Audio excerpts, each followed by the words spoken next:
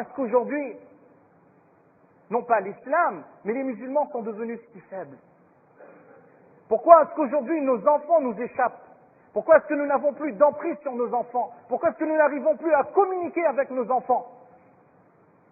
Pourquoi est-ce que des enfants musulmans envisagent de fuguer? La dernière fois, vous serez surpris, dans la madrasa, on a fait un cours sur la détresse et l'islam. Durant le cours, on a présenté les différents symptômes de la dépression, dont l'envie de fuguer. Beaucoup de jeunes filles ont levé le doigt en disant qu'on a déjà pensé à fuguer un jour. Il n'y a pas possibilité de communication. Qu'est-ce que c'est que la communication en islam? Comment communiquer avec nos enfants? Mufti Taqi Ousmani, il explique, il dit la première chose, la base, c'est avoir le ilm, c'est avoir la connaissance, c'est avoir le savoir, c'est avoir la science qui vient de la part d'Allah subhanahu wa ta'ala. Mais cette science-là, lorsqu'elle émane directement d'Allah, Nourun min Allah, c'est une lumière qui vient d'Allah subhanahu wa ta'ala. Et Mufti Taqi Ousmani dit, pour que ce que j'ai acquis comme savoir, ça ait un impact et un effet sur moi, il faut que j'ai un contact, un rabt avec nos akabir, avec nos ulama. Il cite l'exemple de Maulana Abul Hassan Ali al-Nadawi rahimahullah. Il dit, regardez, c'est un homme qui a fait le consensus autour de lui, aussi bien dans le monde indien que dans le monde arabe. Mais n'oublions jamais que c'est un homme qui restait dans le khidmat de Maulana Ahmad Ali rahmatullahi alayh, de Maulana Ilyas rahmatullahi alayh. Il a su rester auprès des grands. Nous ne devons pas oublier nos ulama, nos akabir. C'est en restant auprès d'eux, en prenant leur dua, en faisant leur khidmat, qu'Allah tabarak wa ta'ala va nous faire avancer. Parce que si seulement le savoir, la connaissance, ce que je lis sur Internet, ce que je bouquine dans un livre, en devenant un autodidacte de l'islam, devait faire de moi quelqu'un qui ait la compréhension de l'islam, eh bien, Shaitan aurait été le plus grand des connaisseurs.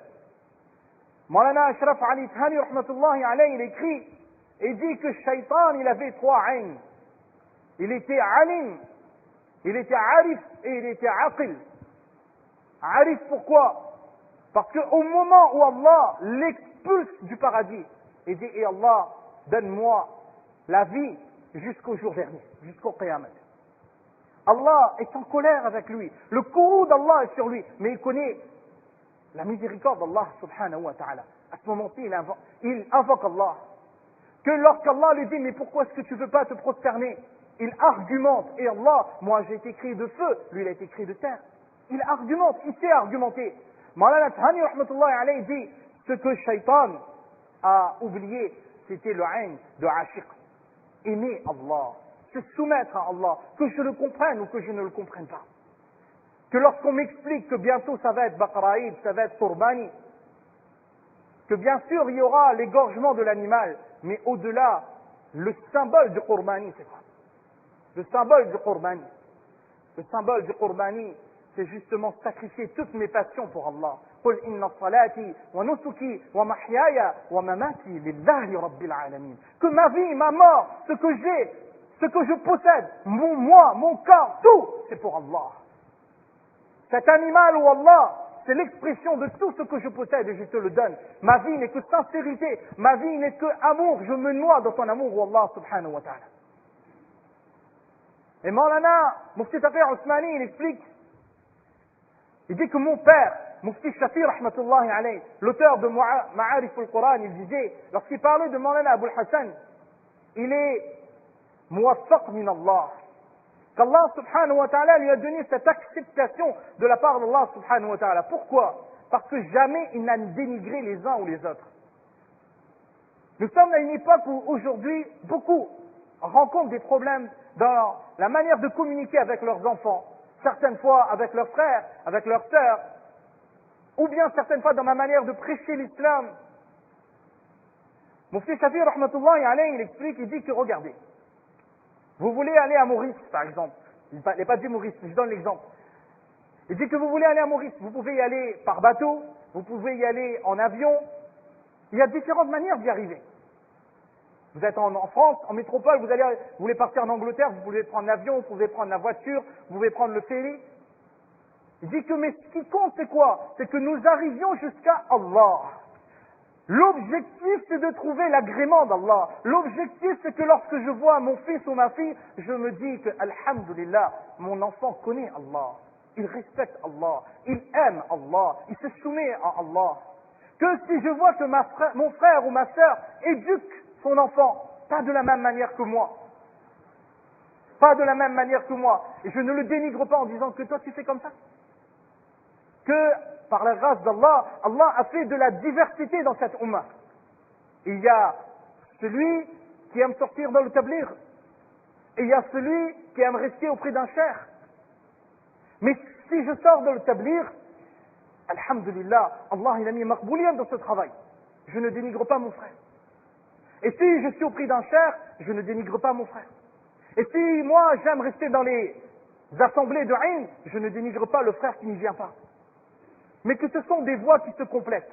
Et que le vrai croyant est celui qui va aider l'autre, qui va tendre la main vers l'autre. Et au lieu de le dénigrer, il va dire, eh Allah, aide mon frère, fasse qu'il trouve ton agrément. J'invoque Allah pour lui. J'implore Allah subhanahu wa ta'ala pour lui.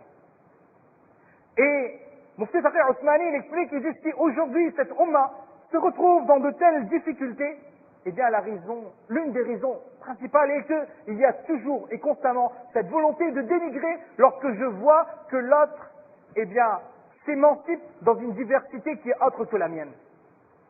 Enfin, troisième chose qu'il dit, il cite Allama Shabbir Ousmani, rahimullah, ajib, cette parole. Il dit que lorsque vous allez éduquer vos enfants, lorsque vous allez prêcher la vérité, toujours dire haqq. Mais qu'est-ce que c'est la définition de haqq? Qu'est-ce que c'est que la vérité? Il dit pour que la vérité soit vérité et que pour la vérité et l'effet de la vérité, il faut qu'il y ait trois choses. En premier lieu, que la parole que je dise soit vérité. En second lieu, que j'ai l'intention de dire véritablement la vérité.